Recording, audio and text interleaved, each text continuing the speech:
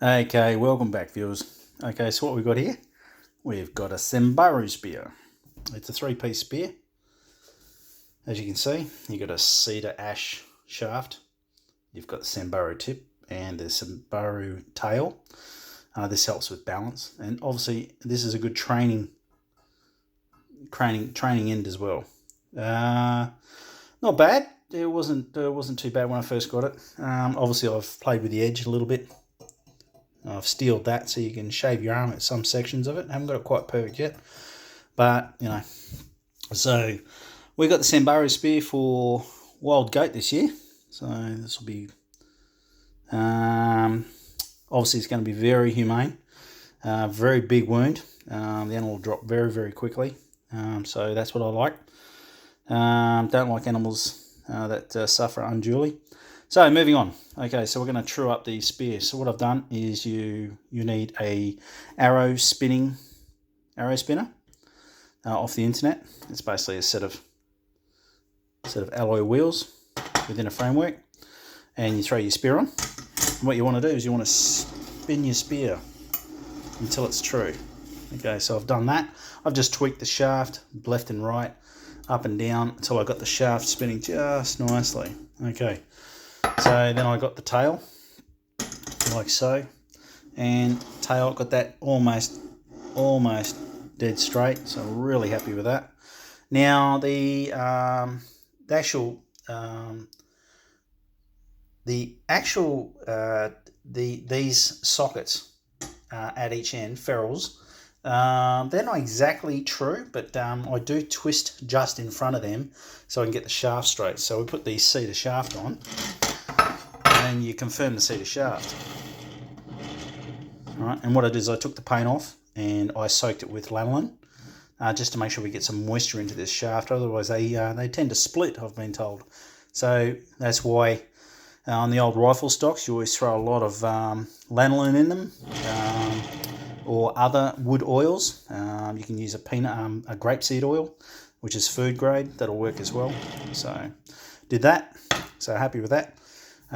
You need a pen, and what you're going to do is you're going to mark here and mark here the sweet spot between the cedar shaft and the tip, and the cedar shaft and the tail. Okay. Now, this is phase 2. So you've placed the cedar shaft on and you've twisted the cedar shaft just so there's only a mild kick in it. Very, very mild kick in it. And you just twist that, get it to a fine point, and you just play with this edge on a very sturdy bench and kind of give the ferrule a bit of a twist until you get the cedar shaft rolling nice and smoothly.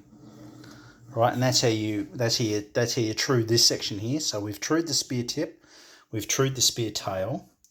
Now we're truing the spear ferrule to the shaft. Okay, so I've gone ahead and I've trued the cedar shaft to the tail section of the Sambaru spear.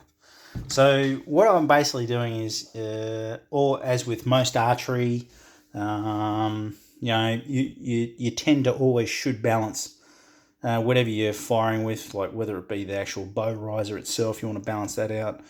You want to ensure that your arrows, you find the spine of the arrows, etc., etc., etc.